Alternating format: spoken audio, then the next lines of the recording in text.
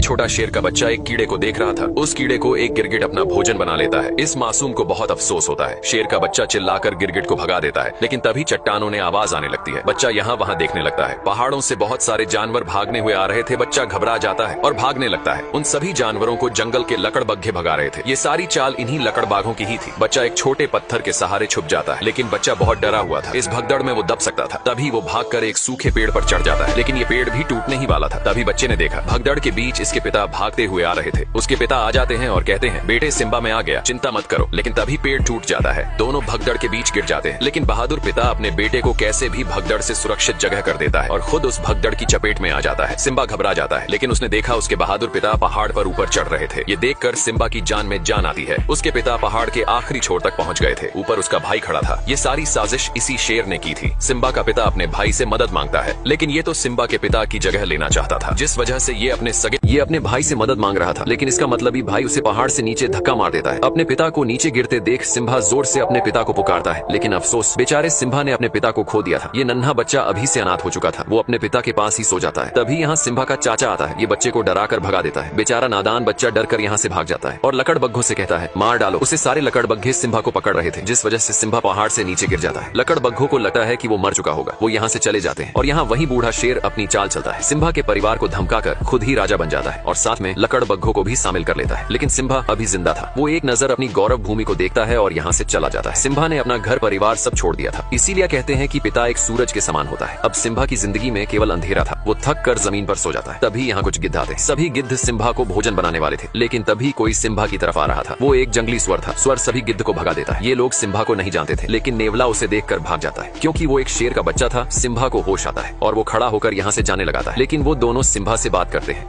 अब सिम्बा यहाँ से उदास होकर जा रहा था, लेकिन नेवला और स्वर सिम्बा के एक अच्छे मित्र बन जाते हैं। उसे हौसला देते हैं। कहते हैं, जिंदगी में हर कोई अपनों को खोता है। इस रीति को कोई बदल नहीं सकता और तुम तो एक बहादुर राजा के बेटे हो। ये सुनकर सिम्बा अच्छा महसूस करता है। वो दोनों उसे अपने जंगल लेकर जाते हैं, जो जंगल बेहद प्यारा था। सिम्बा को ये जंगल बहुत पसंद आता है। सभी जानवर सिम्बा को देख हैरान थी कि आखिर एक शेर का बच्चा हमारा दोस्त कैसे बन सकता है। लेकिन जो भी हो, सब मिलकर रहते हैं और साथ मिलकर भोजन करते हैं। धीरे धीरे सिम्बा अब बड़ा हो चुका था, जो बिल्कुल अपने पिता मुफासा की तरह दिख रहा था। और यहाँ पर सिम्बा के चाचा ने भौकाल मचा रखा था। लकड़बग्घों के साथ मिलकर जानवरों का शिकार कर रहा था। ये एक बेईमान और अपने भाई का हत्यारा था। इनको शिकार करते हुए एक पक्षी देख लेता है और सिम्बा का परिवार भूखा मर रहा था। इनको वो शेर शिकार नहीं करने देता था। तभी वही पक्षी सिम्बा के परिवार के पास आता है और इनको सारी बात बता देता है। लेकिन तभी यहाँ लकड़बग्घे आ जाते हैं, उसे पकड़ने लगते हैं। पक्षी यहाँ से भाग जाता है। सिम्बा का परिवार बेबस और लाचार था। ये लोग कुछ नहीं कर सकते थे, क्योंकि उस हरामी शेर ने इनके ऊपर दबाव बना रखा था। वो राजा बन चुका था। तभी एक शेरनी कहती है, हमें कुछ करना होगा। हमें हाथ पे हाथ रखकर नहीं बैठे रहना चाहिए। अब सिम्बा की माँ कहती है, ये हमारी गौरव भूमि है, हमें इसकी हिफाजत करनी चाहिए। समय बहुत बलवान होता है। लेकिन नाला शेर से युद्ध करने को कहती है। तभी इनके पास लकड़बग्घा आता है और कहता है, महाराज तुमको बुला रहे हैं। सिम्बा की माँ उस बूढ़े शेर के पास जाती है। बूढ़ा शेर अपने शिकार को खा रहा था और कहता है, कौन सी योजना बना रहा है तुम्हारा डरपोक परिवार। सिम्बा की माँ कहती है, तुम हद से ज्यादा शिकार कर रहे हो। शेर कहता है, शिकार नहीं करेंगे तो भूखे मर जाएंगे। हमारा काम ही है किसी को मार कर अपनी भूख मिटाने। सिम्बा की माँ कहती है, इस तरह शिकार नहीं किया जाता जिस तरह तुम कर रहे हो। शेर कहता है, तुमने मुझे ठुकरा कर मुफासा को चुना था, अब तो वो डरपोक भी मर चुका है। सिम्बा की माँ कहती है, वो डरपोक नहीं, एक बहादुर और ताकतवर राजा थे। तभी शेर गुस्से से कहता है, आज के बाद पहले लकड़बग्घे भोजन खाएंगे और उसका बचा हुआ तुम और तुम्हारा परिवार खाएगा। सभी लकड़बग्घे खाने के लिए टूट पड़ते हैं और यहाँ सिम्बा को दिखाया जाता है, जो पूरी तरह से बदल चुका था। इसे अपने परिवार की याद तक नहीं आ रही थी। वो भूल गया था सब। लेकिन रात के समय सिम्बा अपने बहादुर पिता को याद करके बहुत उदास था। सिम्बा का बाल उड़कर एक नदी में गिरी जाता है। उस बाल को एक चिड़िया उठा लेती है और अपने घोंसले में ले जाती है, लेकिन दूसरी चिड़िया उस बाल को फेंक देती है।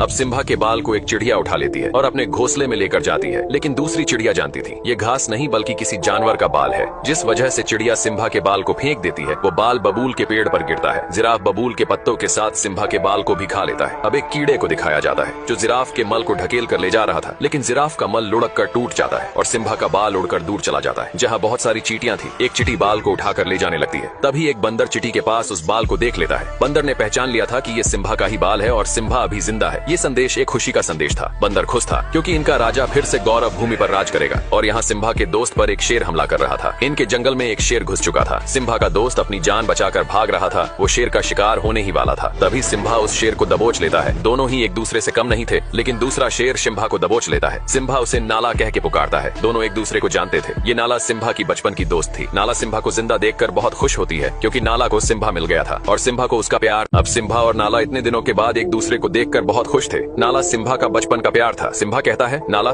इस जंगल में तुम्हें बहुत अच्छा लगेगा, यहाँ सुकून है। नाला कहती है, सिम्बा, तुम्हें अपने घर चलना होगा, उस बूढ़े शेर ने हमारी गौरव भूमि बर्बाद कर दी है, तुम हमारे राजा हो, सब तुम्हें देखकर बहुत खुश होंगे। सिम्बा कहता है, मुझे कहीं नहीं जाना, मेरा यही घर है, तुम भी यही रुक जाओ, इस जगह तुम्हें बहुत अच्छा लगेगा। सिम्बा नाला को पूरा सुंदर जंगल घुमाता है, दोनों बहुत मस्ती करते हैं। ये जगह नाला को बहुत पसंद आती है क्योंकि इस जंगल में सचमुच सुकून था। दोनों इस पल को जी भर के जीते हैं। तभी नाला कहती है, सिम्बा, अगर तुम जिंदा थे तो तुम घर क्यों नहीं आए? उस बूढ़े शेर ने पूरी गौरव भूमि तबाह कर दी है, हमें कई दिन भूखे भी सोना पड़ता है। लेकिन सिम्बा कहता है, मुझे इससे कोई मतलब नहीं है, अब यही मेरा घर है, मैं इसे छोड़कर नहीं जा सकता। सिम्बा बहुत बदल चुका था, वो भूल चुका था अपने लोगों को। नाला कहती है, कैसे शेर हो तुम, तुम्हारे पिता और तुम में जमीन आसमान का फर्क है, तुम एक कायर हो, डरपोक हो। इतना बोलकर नाला यहाँ से चली जाती है। अब सिम्बा रात के समय जंगल में उदास घूम रहा था। तभी वही बंदर सिम्बा के पास आता है और कहता है, सिम्बा, पहचानो खुद को कि तुम कौन हो। सिम्बा बंदर की बात को अनसुना करके जाने लगता है। तभी बंदर कहता है, मैंने मुफासा के बेटे को गोद में खिलाया है। इतना सुनते सिम्बा रुक जाता है और कहता है, तुम मेरे पिता को कैसे जानते हो? बंदर कहता है, तुम्हारे बहादुर पिता को कौन नहीं जानता, मैं तुम्हें तुम्हारे पिता से मिलवा सकता हूँ। सिम्बा बंदर के पीछे पीछे भाग रहा था। सिम्बा को लग रहा था कि उसके पिता जिंदा है, लेकिन बंदर सिम्बा को एक नदी के पास लाता है और कहता है, देखो अपने पिता को। सिम्बा पानी में अपने चेहरे में पिता का चेहरा देखता है। बंदर कहता है, तुम्हारे पिता तुम्हारे अंदर है। तभी सिम्बा को आसमान से आवाज आती है, वो इसके पिता थे। वो कहते हैं, बेटा सिम्बा, तुम एक शेर हो और शुरू से ही शेर जंगल का राजा रहा है। इतनी बातें सुनने के बाद सिम्बा में अपने पिता की ताकत और वो जोश महसूस हो रहा था और निकल पड़ता है।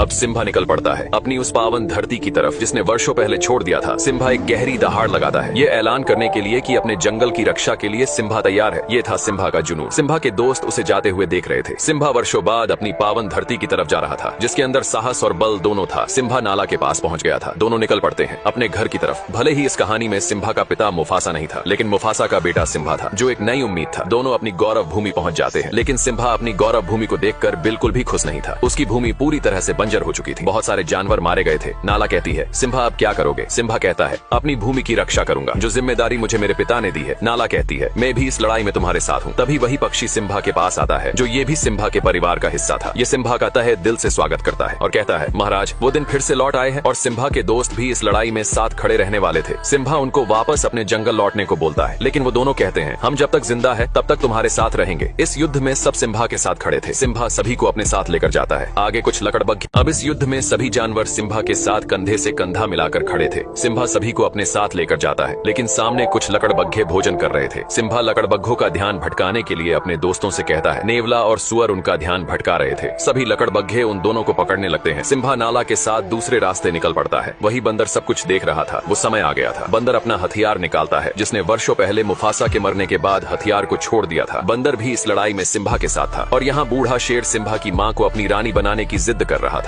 और कहता है, इस पूरे जंगल में मुझसे ज्यादा ताकतवर कोई जानवर नहीं है। सिम्बा की माँ कहती है, ताकतवर राजा वही होता है जिसमें प्रजा की और अपने राज्य की फिक्र होती है। ये कहता है, मैं मुफासा से ज्यादा ताकतवर हूँ। सिम्बा की माँ कहती है, तुम मुफासा के आगे एक भीगी बिल्ली हो। तभी वो शेर गुस्से से सिम्बा की माँ पर हमला करने लगता है। इस शेर की नीयत खराब थी। जिसकी नीयत ही खराब हो, वो अपनी प्रजा की रक्षा कभी नहीं कर सकता है। तभी दहाड़ता हुआ सिम्बा यहाँ आता है। बूढ़ा शेर देखकर डर गया था। इसे लग रहा था कि वो मुफासा है। तभी सिम्बा कहता है, दूर रहो मेरी माँ से। सिम्बा की माँ वर्षों बाद सिम्बा को देखकर बहुत खुश होती है। अब सिम्बा दहाड़ता हुआ यहाँ आता है। बूढ़ा शेर उसे देखकर डर गया था। इसे लग रहा था कि वो मुफासा होगा। सिम्बा कहता है, दूर रहो मेरी माँ से। सिम्बा की माँ वर्षों बाद सिम्बा को देखकर बहुत खुश थी। जो दिया वर्षों पहले बुझ गया था, वो फिर एक नई रोशनी लेकर आया था। बूढ़ा शेर कहता है, भतीजे, तुझे जिंदा देखकर बहुत खुशी हुई। सिम्बा कहता है, कोई एक वजह बताओ चाचा कि तुम्हें जिंदा छोड़ दूं। बूढ़ा शेर कहता है, ये मत भूलो, तुम जंगल के राजा के सामने खड़े हो। तभी नाला कहती है, अब से हमारा राजा सिम्बा है, उसके लिए हमें भले ही युद्ध ही क्यों न करना पड़े। सिम्बा का परिवार भी युद्ध के लिए तैयार था। सिम्बा कहता है, हार मान लो चाचा। बूढ़ा शेर कहता है, मैं नहीं चाहता कि मेरे हाथ हो, तुम सब मारे जाओ। तुम सब मेरा परिवार हो और क्या तुम सबको पता है तुम्हारे इस सिम्बा ने क्या किया है भतीजे? तुमने इनको बताया नहीं कि तुम अपने पिता मुफासा के हत्यारे हो। अपना गुनाह कबूल करो और बताओ सबको कि तुम्हारी वजह से हमारे महान राजा मारे गए। सिम्बा का पूरा परिवार सिम्बा को देख रहा था। तभी सिम्बा कहता है, हाँ, मेरी वजह से मारे गए थे मेरे पिता। तभी बूढ़ा शेर कहता है, आखिर कर लिया कबूल, हत्यारा है ये अपने पिता का। इसी की वजह से आज महाराज हमारे बीच नहीं रहे। ये क्या राजा बनेगा जिसने अपने पिता को ही निगल लिया? बूढ़ा शेर सिम्बा की बातों को दबाता हुआ उसे पीछे लेकर जा रहा था। सिम्बा घबरा गया था और कहता है, मैं राजा नहीं बनूंगा। तभी सिम्बा अब बूढ़ा शेर सिम्बा की बातों को दबाते हुए उसे पीछे लेकर जा रहा था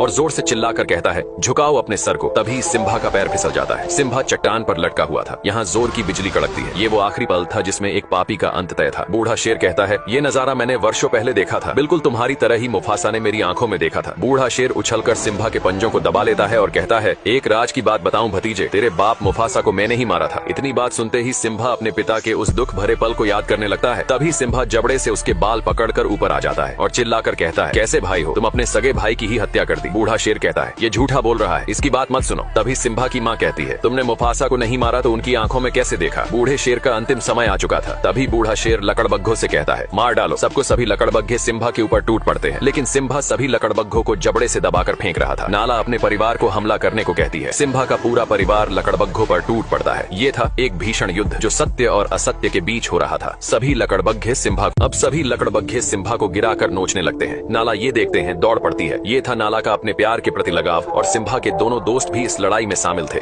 इनको लकड़बग्घे चारों तरफ से घेर लेते हैं। जंगली स्वर हमेशा से लकड़बग्घों से डरता रहा है, लेकिन आज स्वर ने कमाल कर दिया था। स्वर दौड़ा दौड़ा कर सभी लकड़बग्घों मार रहा था। अब नाला का सामना लकड़बग्घों की सरदार से होता है। दोनों एक दूसरे के सामने थे, लेकिन नाला अब बड़ी हो चुकी थी। वो लकड़बग्घों की सरदार से भीड़ जाती है और वो बूढ़ा बंदर भी उस हथियार को मैदान में लेकर उतर जाता है। सभी लकड़बग्घों की नानी याद दिला रहा था। सिम्बा का परिवार और उसके दोस्त अपनी गौरव भूमि की रक्षा के लिए लड़ रहे थे। नाला भी लकड़बग्घों की सरदार को मार गिराती है। शुरू से ही सत्य की हमेशा जीत होती आई है। आज भी सत्य की ही जीत होने वाली थी। बूढ़े शेर का अंतिम समय आ चुका था, भर चुका था। इसके पाप का घड़ा सभी लकड़बग्घे मैदान छोड़कर भाग रहे थे। सिम्बा ने देखा बूढ़ा शेर भी यहाँ से भाग रहा था। सिम्बा अपने चाचा का पीछा करता है। बूढ़ा शेर चाह के भी खुद को बचा नहीं सकता था। उसके आगे खाई थी और पीछे सिम्बा खड़ा था। सिम्बा कहता है, अब कहा भाग कर जाओगे चाचा। बूढ़ा शेर कहता है, सिम्बा मुझे माफ कर दो। सिम्बा कहता है, इतनी बड़ी गलती के बाद तुम्हें कौन माफ करेगा। अब बूढ़े शेर की अंतिम घड़ी आ चुकी थी। आखिर एक न एक दिन पाप का घड़ा भर ही जाता है। बूढ़ा शेर कहता है, ये सब लकड़बग्घों की चाल थी। लकड़बग्घे बूढ़े शेर की बात सुन लेते हैं। बूढ़ा शेर सिम्बा से एक जिंदगी मांग रहा था। सिम्बा कहता है, पाप की कोई माफी नहीं होती। बूढ़ा शेर कहता है, सिम्बा तुम अपने सगे चाचा को मारोगे। सिम्बा कहता है, चाचा मैं तुम्हारी तरह बिल्कुल भी नहीं हूँ। बूढ़ा शेर ये सुनकर बहुत खुश होता है और कहता है, बताइए महाराज मुझे क्या करना होगा। सिम्बा कहता है, भाग जाओ इस पवित्र धरती से, दोबारा फिर कभी लौटा कर मत आना। बूढ़ा शेर यहाँ से जाने लगता है और तभी धोखे से सिम्बा पर हमला कर देता है। एक पापी को कितने भी नेकी के रास्ते ही क्यों न दिखाए जाए, वो फिर भी पाप के रास्ते पर ही चलता है। बूढ़ा शेर चट्टान ने नीचे गिर जाता है। सिम्बा को भी अपने चाचा के मरने का दुख था, लेकिन बूढ़ा शेर अभी जिंदा था। शायद इसकी मौत सिम्बा के हाथों नहीं बल्कि लकड़बग्घों के हाथों लिखी थी। बूढ़े शेर को सभी लकड़बग्घे घेर लेते हैं। बूढ़ा शेर कहता है, मेरे साथियों हम फिर से एक नया साम्राज्य खड़ा करेंगे। लकड़बग्घे कहते हैं, तू एक बिन पैनी का लौटा है, हमने तेरा हमेशा साथ दिया और तूने हमें ही गलत ठहराया। बूढ़ा शेर कहता है, मैंने सिम्बा से झूठ बोला था। तभी एक लकड़बग्घा कहता है, स्कार तूने अपना जिंदगी में कभी सच बोला ही नहीं। लकड़बग्घों की आंखें खुल चुकी थी।